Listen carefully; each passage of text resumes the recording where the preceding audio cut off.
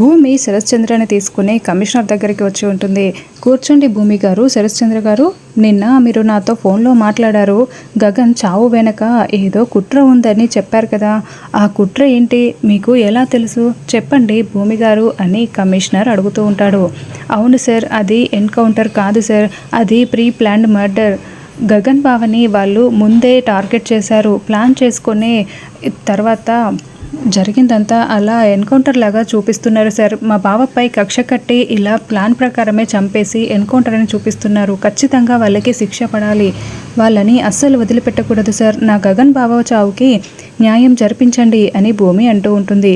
మీ దగ్గర ఏవైనా ఆధారాలు ఉన్నాయా, ఇవ్వండి. నిన్న ఆధారాలేవో ఉన్నాయి, ఇస్తానని చెప్పారు కదా, అందుకే కదా ఆ అపాయింట్మెంట్ కూడా ఇచ్చాను అని కమిషనర్ అంటూ ఉంటాడు.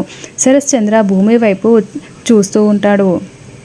అవును సార్, అందుకు సంబంధించిన ఆధారాలు నా మొబైల్లో ఉన్నాయి సార్, మొబైల్ ఫోన్లోనే అన్నీ ఉన్నాయి అని భూమి బ్యాగ్లో చేయి పెట్టి ఫోన్ బయటికి తీస్తూ ఉంటుంది.